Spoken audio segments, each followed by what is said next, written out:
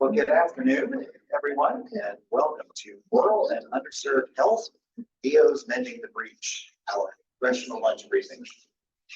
On behalf of the many rural and underserved patient communities across our nation, I extend my heartfelt thanks to each of you for making time in your busy schedule to join us today.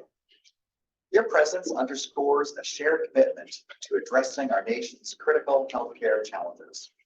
We anticipate a productive afternoon and are eager to collaborate on meaningful legislative solutions that will bridge the gaps in care facing our rural and underserved communities. As I introduce myself and outline today's agenda, please feel free to enjoy your lunch. I'm Dr. Robert King, a proud doctor of osteopathic medicine, or DO. My professional journey began in Ohio. A trained pulmonologist, I ran a private practice for 14 years before transitioning into medical education. With more than 2 decades in academic medicine, I've overseen medical student clinical training and graduate residency programs. Since 2019, I've had the honor of serving as president and CEO of the American Association of Colleges of Osteopathic Medicine, or ACOM. Founded in 1898, ACOM is the leading voice for education and training of DOs across the medical spectrum, from primary care to diverse specialties. We support our member colleges in attracting and training individuals driven by a passion to transform healthcare by treating the whole person and fostering a future where health and wellness are accessible to all. Today, more than 36,500 future physicians, or 25% of all U.S. medical students, are being educated at one of our 41 accredited colleges of osteopathic medicine, spanning 66 teaching locations in 35 states. We are delighted to partner with the American College of Osteopathic Internists, or ACOI, for today's briefing. Since 1941, ACOI has demonstrated leadership, providing osteopathic internists with cutting-edge education, insights, and service opportunities to advance internal medicine. Thank you, ACOI, for your collaboration.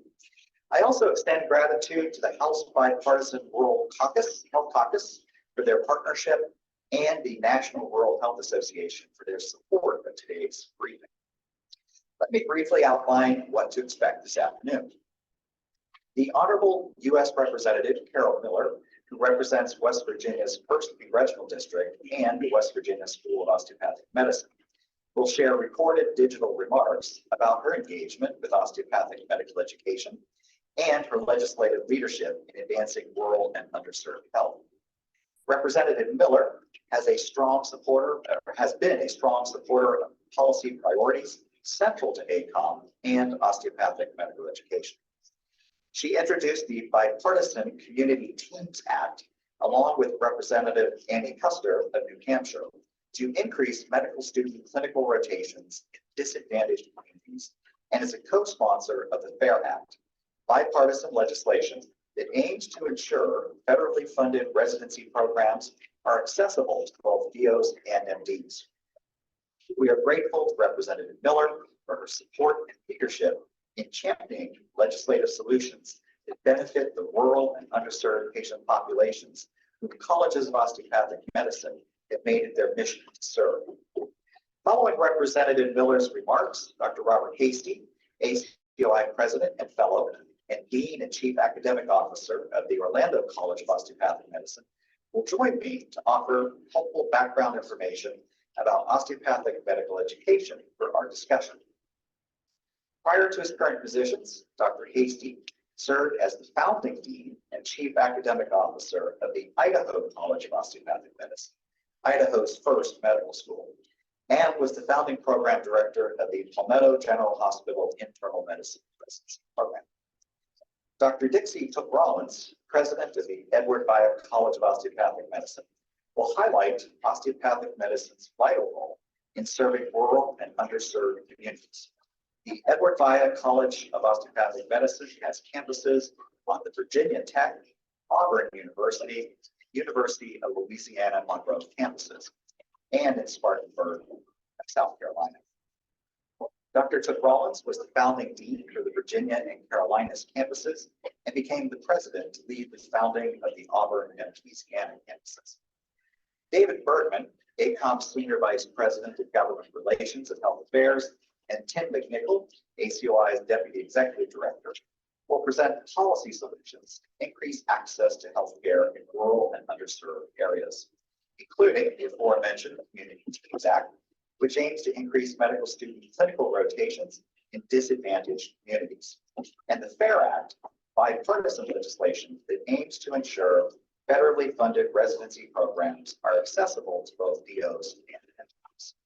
Finally, we will conclude with a panel discussion and a Q&A session. Now, if I can have you turn your attention to the screen, I'm going to share Representative Miller's recorded message.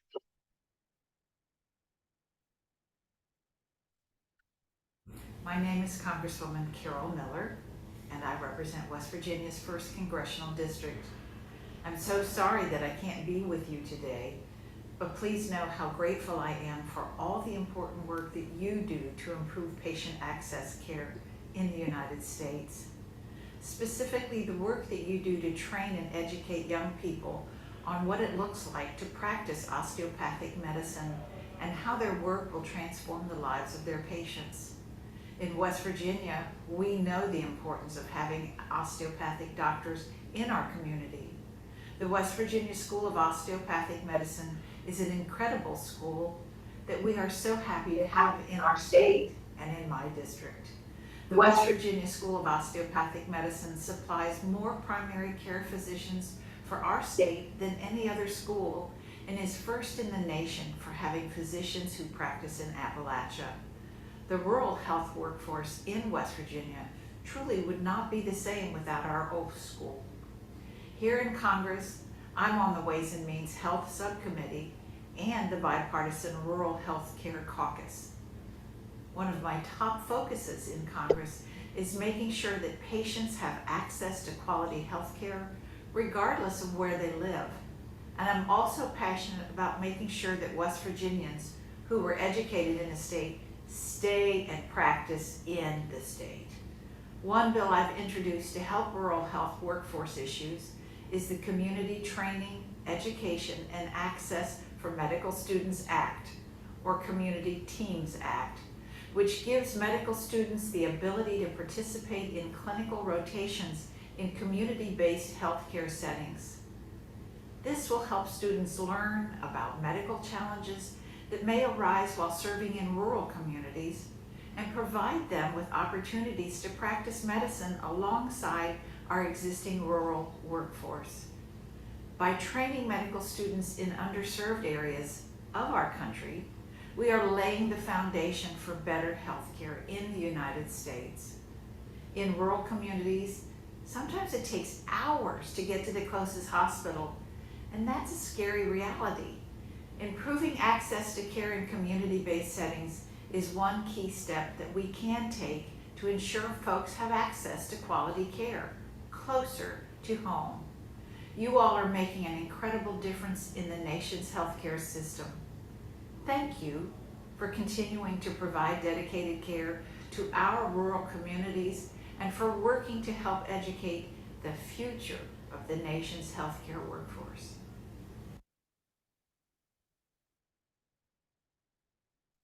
So once again, we appreciate Representative Miller's partnership and collaboration.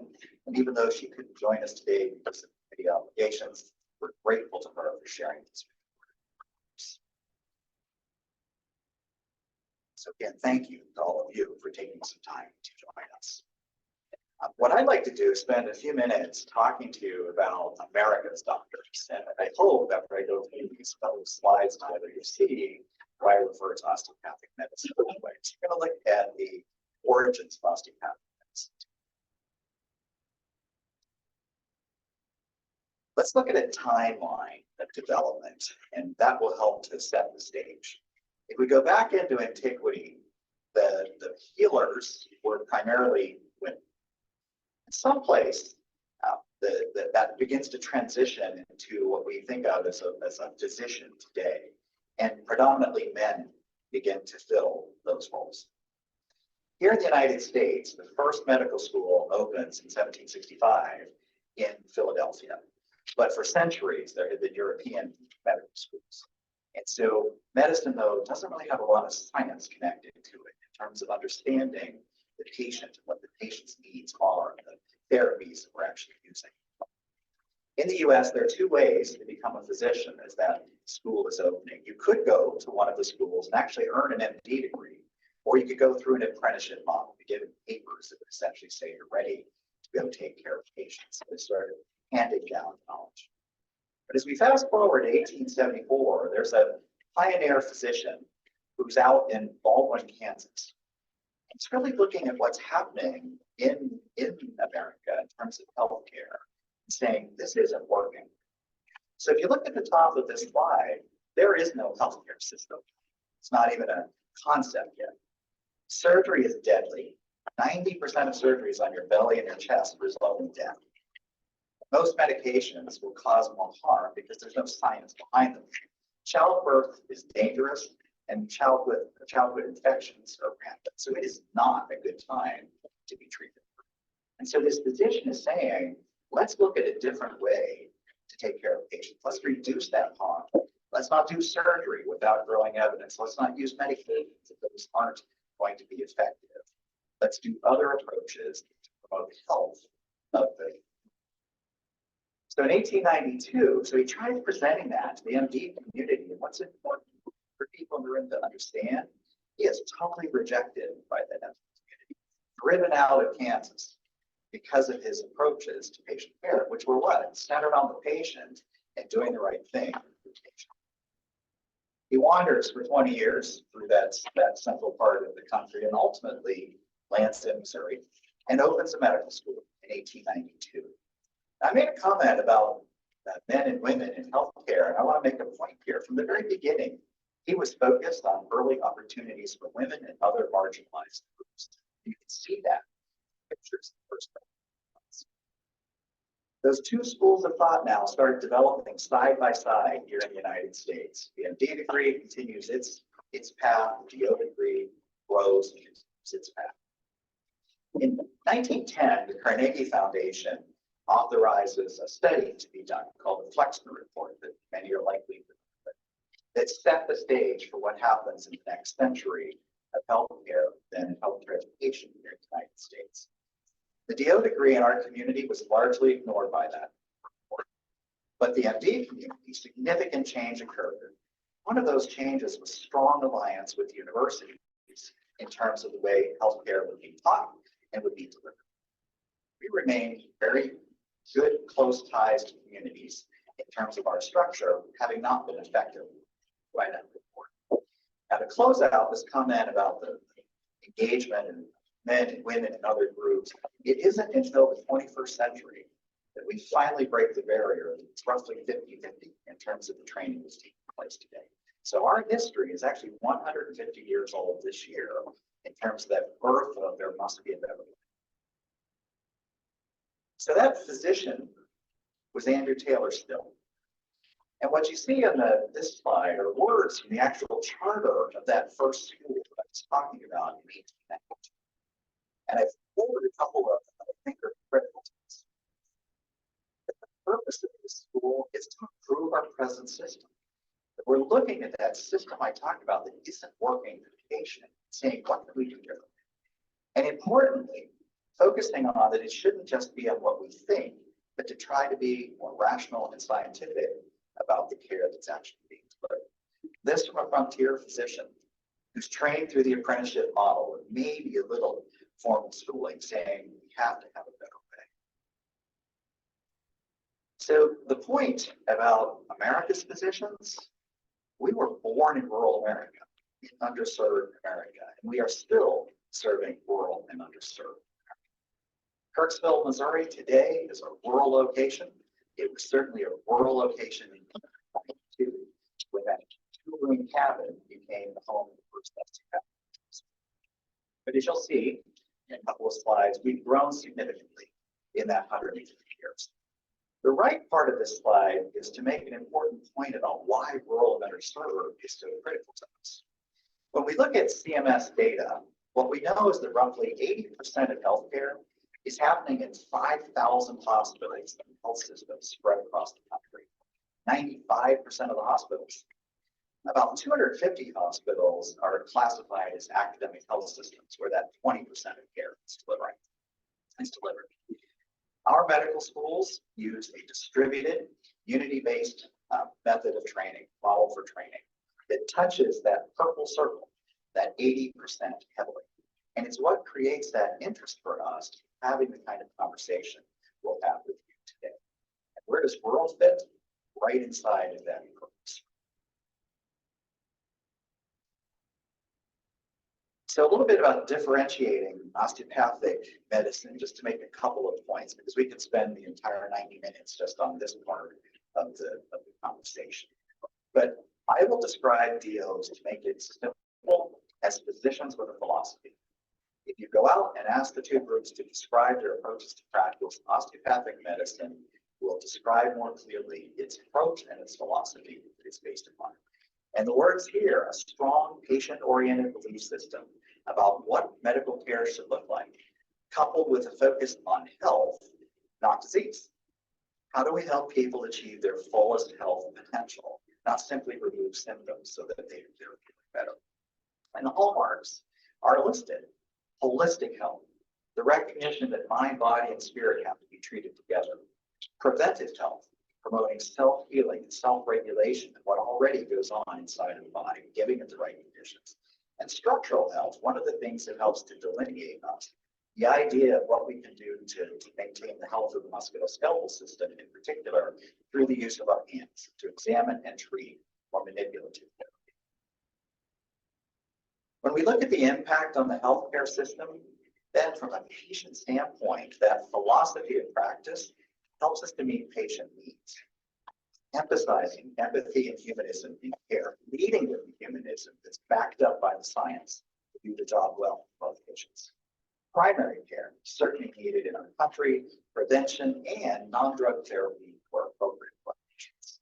And from a system need, promoting practice in areas of need, particularly rural and underserved, again, why we're here today, emphasizing the community and how that community has to be part of solving healthcare problems. And I think it's complementary in this system with our NT colleagues. There are differences between the two degrees and the approaches that if we work together, we should be able to do more for citizens of the U.S. and improve healthcare.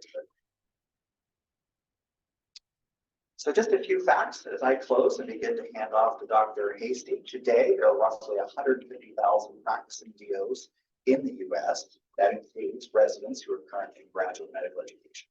More than half are in primary care or its derivatives, and frequently match into other high-need specialties like psychiatry, physical medicine and rehabilitation, obstetrics, and gynecology. There are about 36,000 DO students, or as I mentioned earlier, 1 in 4 students today is earning the DO degree, and we're growing. Currently, as I mentioned, 41 DO schools, 66 locations, 35 states. We're touching a lot of the United States in our educational model, which is draw from, train in, and retain in those areas. And it's a pyramid. And if we look at the graph, this is the growth of DO medical students, essentially tripling in our number of students who are enrolled from the year 2000. So exciting to see the growth, and we look forward to the future. And I will turn things over to Dr.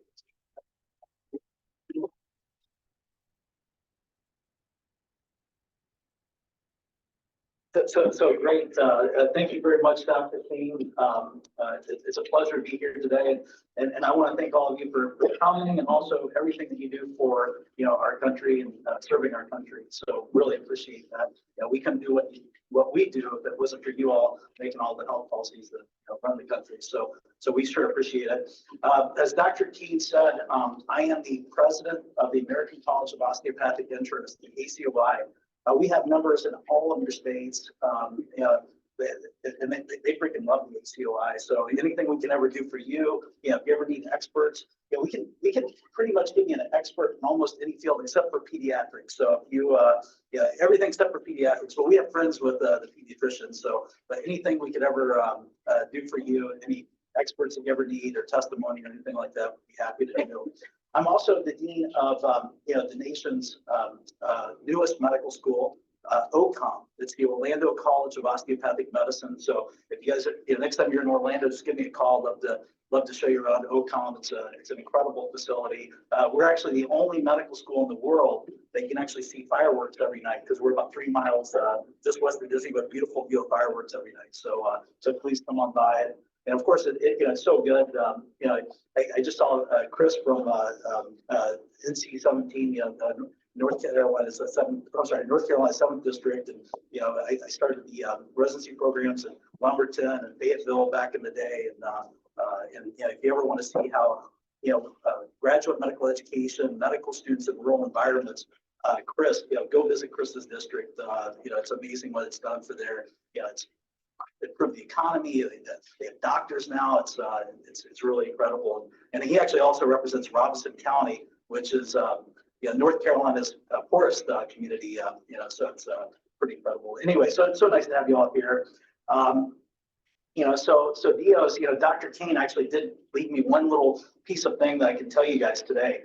DOs, we actually have a secret handshake. So I'm actually going to share it with all of you today because you're friends. You came here today. We're breaking bread together. So anyway, the DO secret handshake, and this, you'll know this the rest of your life, is the hug. We're like super friendly. You go to like the DO convention, we're all like hugging each other and stuff like that. It was a little weird during COVID, but we're like the friendly. And we love MDs, we love nurse practitioners, we love PAs. I mean, we love the whole healthcare team, and you can see why America loves us, right? We're training the physicians of the future, and I'll give you a couple statistics. So DOs were more likely to practice in rural and underserved areas. We're also more likely to go into primary care. So 57% of DOs actually go into primary care, and as representing the American College of Osteopathic Interests, we represent a good portion of those physicians that go into not only primary care but also rural and underserved areas. So we love that, and you can see why we're the fastest growing, or one of the fastest growing fields in healthcare today. I also wanted to talk a little bit about today about licensure and board certification. So DOs, just like MDs, where we have to get a state license. Nowadays to practice medicine, you kind of sort of need a board certification too. So for licensure for DOs in America, we take the COMLEX USA exam. It's an extremely well validated exam. It's excellent test. There's also, on the MD side, they have something called the USMLE. So the MD students take the USMLE, DO students take the COMLEX. Excellent exam. And the reason why we have a separate exam is that we have the integration of the hands-on experience as well as all the other osteopathic philosophies and treatments integrated into the examination. You still have some of these program directors that ask for the DO students to take the USMLE too, which kind of sucks for these students. They have to take 2 tests, but I think most of those folks are, kind of getting the memo that, no discrimination against DOs and everything. I think everybody's loving DOs now. We also have board certification for DOs. So DOs can actually do the AOA board certification as well as the MD board certification. And so they're all recognized pretty much all the states. Every hospital system in America recognizes the DO board certification. Very excellent certification for DOs. So I'm going to tell you, this is my favorite slide here. So as far as I can tell, the DO degree is the most valuable degree in America in terms of job placement. I've said this to a lot of people, and I've not been able to find anybody that has found any evidence to the contrary. So if you look in 2023, 99.5% of graduates of schools of osteopathic medicine, the DOs, had job placement on July 1st, the summer that they graduated. Which is pretty incredible. I can't think of another career. I haven't found another degree out there that has 99.5% job placement. And yeah, that's because we're training docs that people just love, right? You know, they love the primary care docs. You know, some of them love the secret handshake thing, and so you know they embrace it too. So I don't know, something about that. You know, one of the other things I'll tell you, and we need more residency programs in America. I'll be the first to say I you know start a lot of residency programs you know across the country, and you know we need more residency programs. But I'll tell you, we actually are not currently training enough physicians to actually fill our current residency positions in America. So we actually have to import 21% of all of our residency positions from outside of America. Now, 2/3 of those are from these Caribbean schools. So, you know, so if your kid's got a 504 instead of a 505 in the MCAT, they have to go off to one of these, you know, 49 Caribbean schools, you know, these for-profit schools over in, and there's only a 53% chance that residency programs will select them for residency programs if they come back to America. So, I mean, I think most of you would say that, you know, we have a little bit of a problem here that we have to import 21% of the workforce from foreign sources. So, yeah, so we're trying to, you know, build a profession, just like Dr. Kane says. You know, we tripled in size over the last 20 years. We still have more work to do until we can actually, in America, you know, train enough physicians to fill all of our residency program needs. You know, from accredited U.S. medical schools, I think there's still more work to do. So, you know, excited about that. You know, of course, we need more GME training because that's the final product, right? So if we can you know, increase GME, that's the final output. And of course, we have about 124,000 physician shortage over the next 10 years. So anything we can do with that. So anyway, excited for you to talk more about you guys later in the Q&A session. And I'll turn it over to my colleague, Dr. Dixie Took Rollins here in a second. But again, anything that ACOI can do for you or if I can do, I'll give you my cell has all my, or my card has my cell phone on it, but anything I can ever do for you guys. But the next person that's coming up is yeah, President Dixie Took Rollins. And yeah, Dr. King mentioned Dr. Took Rollins a little bit, but you know, I was just talking to our friends from Alabama. You know, they're in the Auburn district where she started a school and actually started 4 medical schools, and it's like pretty incredible. They're gonna have a bronze statue of her one day out there. So I'll turn it over to Dr. Dixie Took Rollins.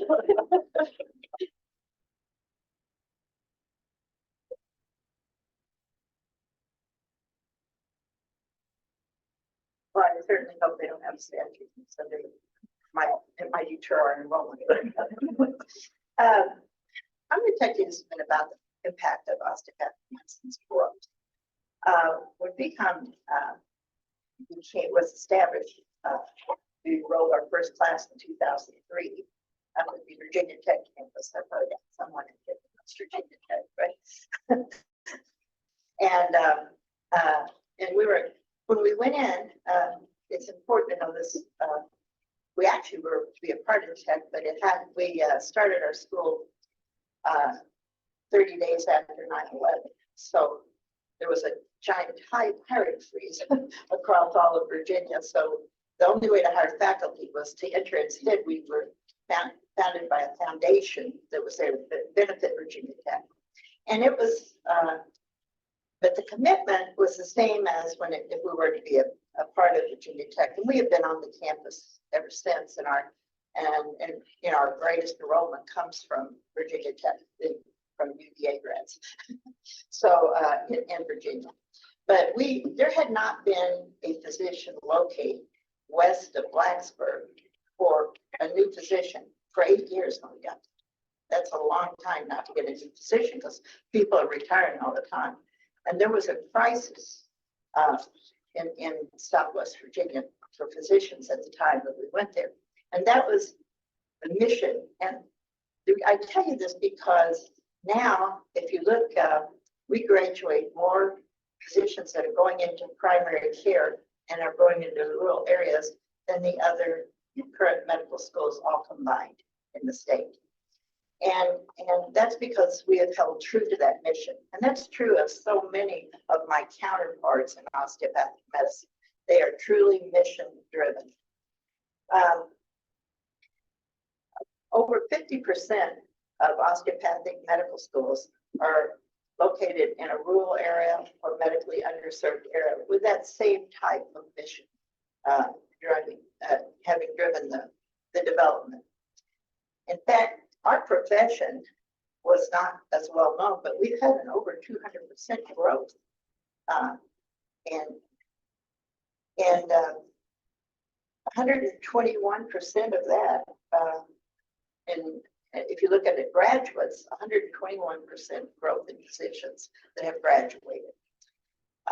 We have 61% of the growth of osteopathic physicians in rural practice locations. And if you look at medically underserved designations, the government's medically underserved area designation, osteopathic practice growth has been 138% located. It is a true mission we share throughout our profession. We do focus on primary care, but we have graduates that enter everything from ophthalmology to neurosurgery also. But the majority of our grads for all of our schools do enter one of the primary care fields.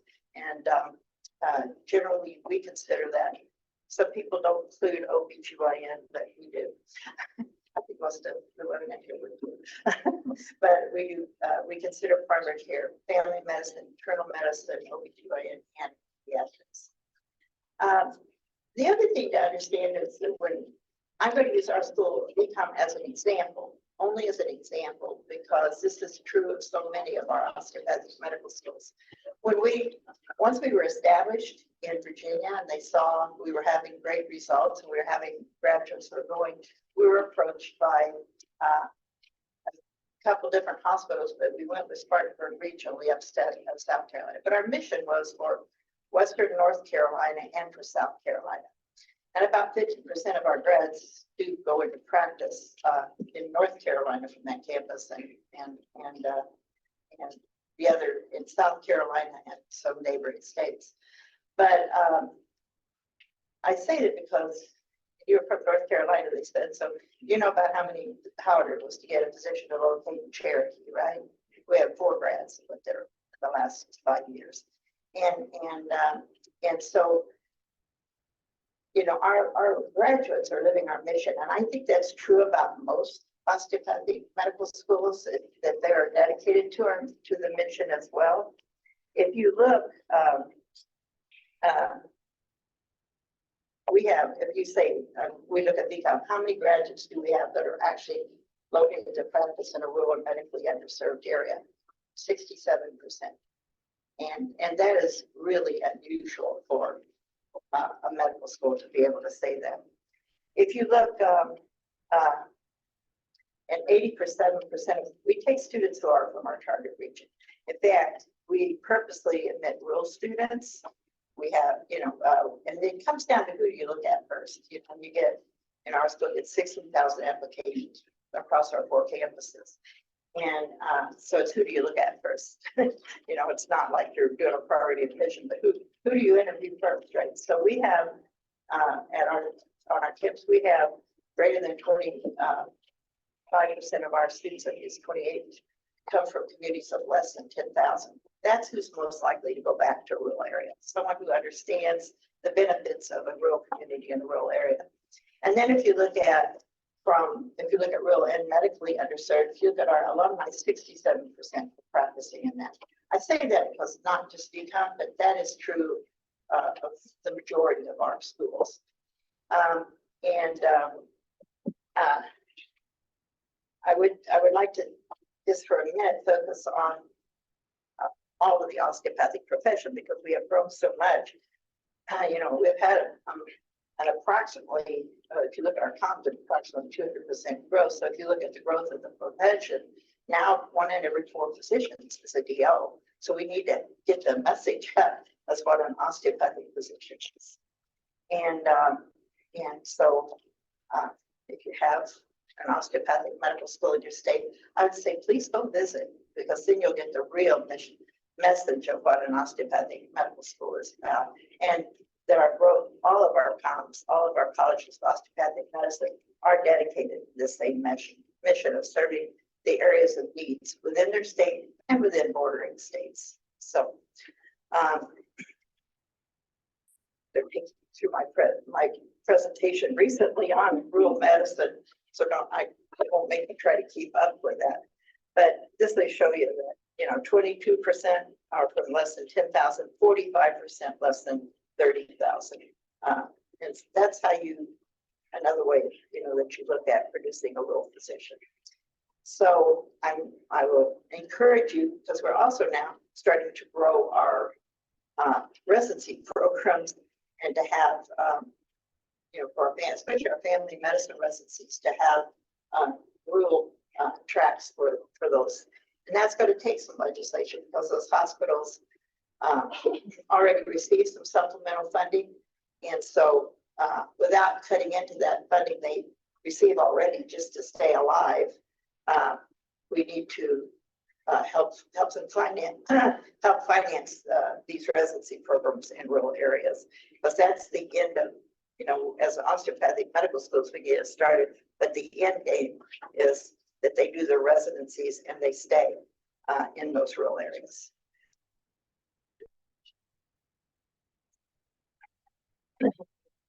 So this is taking me through the whole presentation.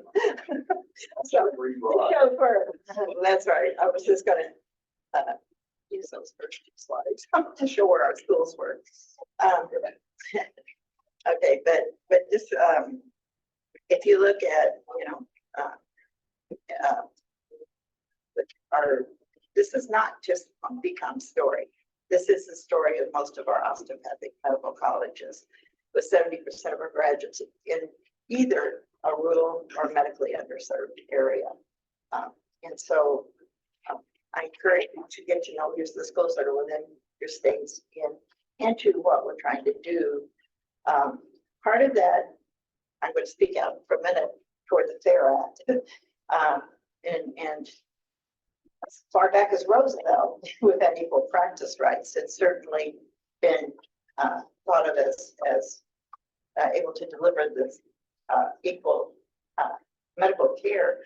But right now, we experience sometimes where we're not accepted into certain residency programs, where I don't know that it's like written out there, but our students come back and tell us that they say, well, we don't take DO students. Well, we need to say that, these are federally funded residency programs, and they need to be equal access to both MD students and DO students. And also to help your hospitals, there's what they're called sole providers, and they already get a supplemental fund, and so that they can also have access to additional funds to create residencies in these rural areas. And also with our federally qualified health center medical home type of residency programs. The funding for those are very important if we're going to reach this end game of more rural practices, more practices in medically underserved areas. Thank you.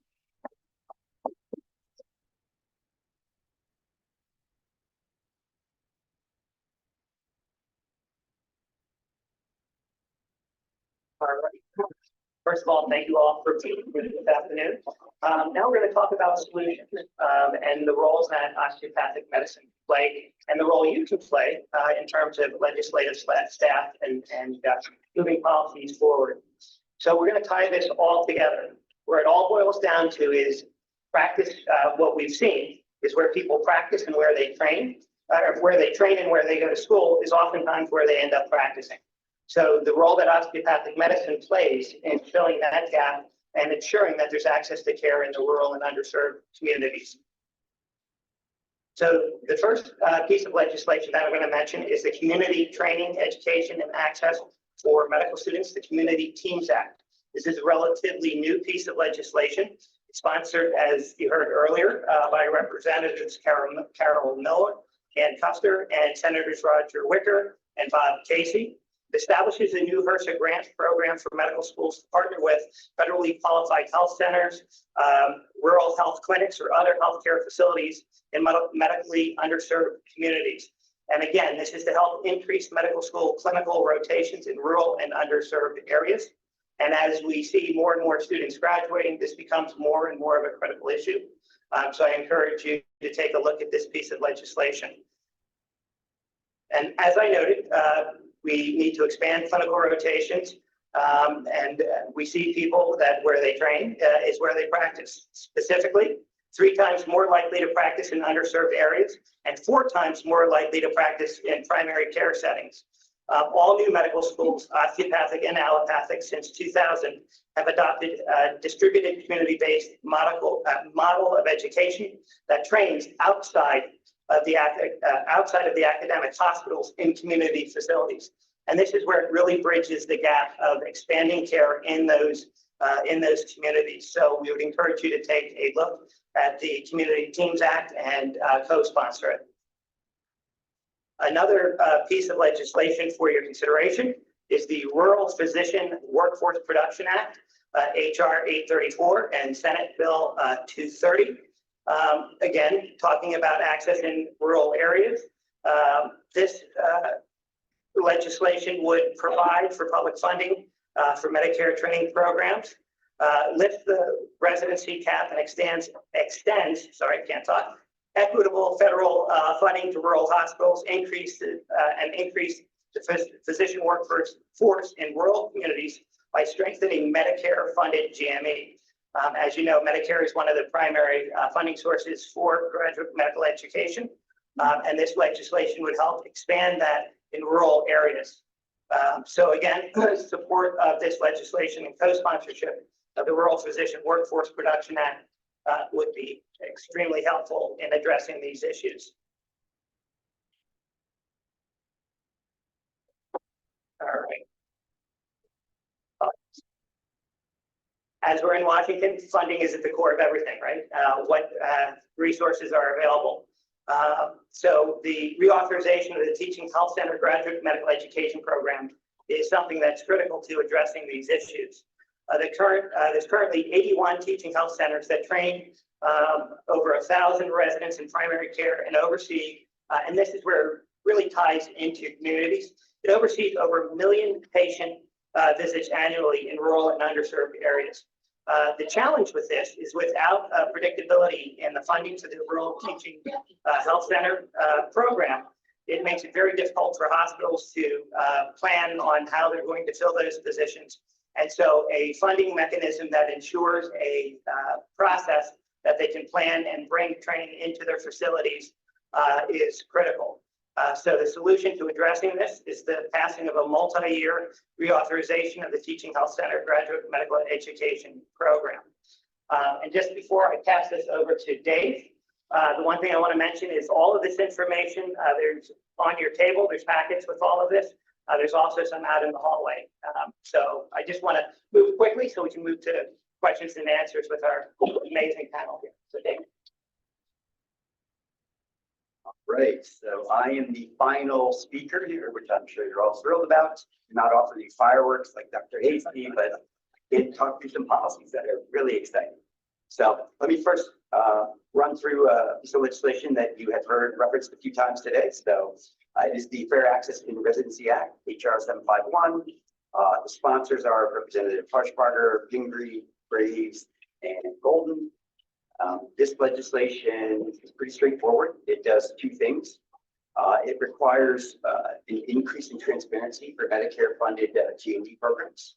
And it does this by requiring programs that receive Medicare funding to report on the number of DOs and MDs that apply to the program and the number of DOs and MDs that are accepted in the program. And these residency programs already report annually to CMS, so adding a requirement of a few more data points is not a big burden placed on these residency programs. The other element is that it requires programs to affirm that they will accept applicants from DO and MD medical schools, as well as the COMLEX, which is the exam that I mentioned earlier that DOs are required to take in order to graduate. If they are requiring the USMLE. So the USMLE is the MD exam. The COMLEX is the DO exam. They have to take it for graduation. It's a requirement. And what's happening now is DO students are being required to take the USMLE in order to qualify for a number of residency programs. So this would affirm that they actually have to accept both exams. However, there are residency programs that have been moving away from an exam, so we are not mandating that an exam is required. It is only if they're going to accept an exam, they have to accept both. What it does not do, and so if you're familiar with the legislation, maybe you've heard what it does or doesn't do. What it does not do is establish quotas or mandates. So a residency program only has to accept applications from DOs. It doesn't have to accept DOs. It can be completely compliant and have no DOs in the program. But you at least have to say, hey, we're willing to look at DOs and MDs equally, and then decide who's the best fit for your program. It does not require programs to use that at USMLE or COMLEX. As I mentioned, you can have no exam, but you can't have only one exam that is not the DO exam, or that's not the MD exam. You can't only require the COMLEX. And then finally, it doesn't federalize the practice of medicine. I mean, the federal government is funding Medicare. Medicare is funding GME at a rate of $16 billion a year. It's hard to say that it's not involved in GME, and it's not a stretch to have some reporting and affirmation. So we mentioned the issue and the challenge. Dr. Rollins, described it. Despite what Dr. Haighey said, with a 99.5% match rate, which is spectacular, what is embedded in that is actually still a disparities and discrimination against DOs. So what you can see from the slide is there's 32%, which is roughly a third of residency programs, say that they seldom or never interview a DO. Well, if you don't get an interview, you don't get the residency. So it's in essence excluding DOs from these residency programs. And this is self-reported from the residency program directors in the NRMP, which runs the match, semi-annual or the biannual report. Of the programs that do accept DOs, 56% require them to take the USMLE.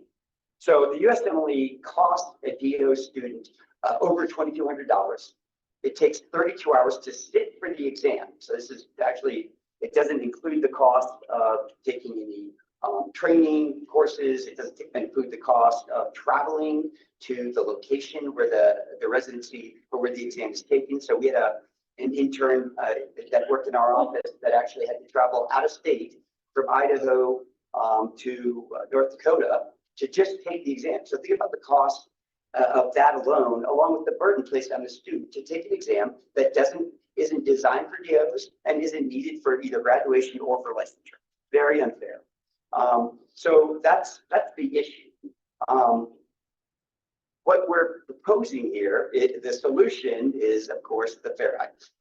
The FAIR Act, will ensure that there's equality across what is already federally funded legislation and provide equality. And we encourage, if your boss is not on this bill, please, take a look at it. And we are looking for support in the House. And if you are with a Senate office and you think this would be something your office might be interested in introducing, please reach out to us. Second issue, and this is probably one many of you are aware of if you're interested in rural and underserved. The new 1,000 new Medicare GME slots that were provided in the Consolidated Appropriations Act of 2021, which are allocated over 5 years, 200 slots a year. Well, these slots are not going to rural hospitals. You may or may not know, 10% of the new slots are designated for rural areas, and the slots are just not reaching those rural areas. In fact, many of them are going to what they call rural referral centers, which are hospitals that serve overflow populations from rural areas, but they're mostly located in urban centers. So the goal, of course, as we've been talking about all day, is if you train in a rural and underserved area, you're going to practice in a rural and underserved area. So if these GME slots are going into urban centers, they're not getting the value of that training. And with DOs, 73% of DOs will actually practice in the state where they do residency. So you can tell the disparity here. If they aren't getting those residency slots in these rural areas, they're not going to end up practicing there. And so over the past 2 years, only 5 of the 100 hospitals receiving slots in the first round of these allocations were in rural areas, and only 2 of the 99 hospitals in the second round went to rural hospitals. So there's obviously a problem with what's happening here.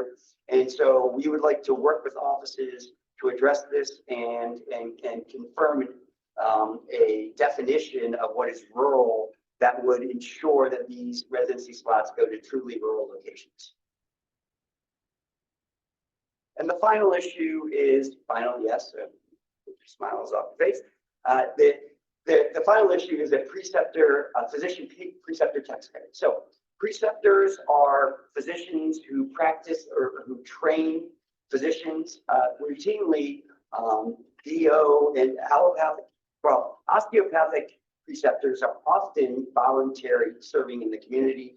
Allopathic schools as well, as we mentioned earlier with the Community Teams Act, most of the new medical schools are using the distributed community-based model of training, which is training physicians in the communities. And when you have these community-based models, you have voluntary preceptors. Where the preceptors, we don't have enough preceptors. We don't have enough clinical rotations.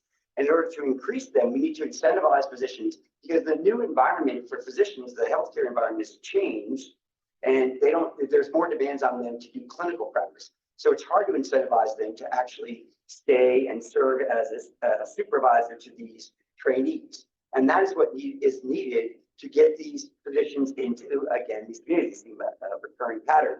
So the state served as an incubator for this model, and the first created a state tax credit in 2014 in Georgia. Since then, 6 states total have adopted this model. We think it's time for a national model for federal tax incentives for preceptors.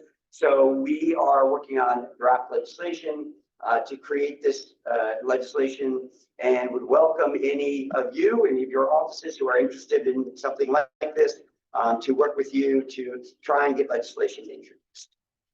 So we are going to transition into the Q&A section of this. I do want to say you have mine and Tim's email contact here. If you have any questions about the legislation, the policies that we presented, we would love to have the opportunity to work with you and in your office to move forward with sponsoring, co-sponsoring, any level of policy engagement to work on these important issues.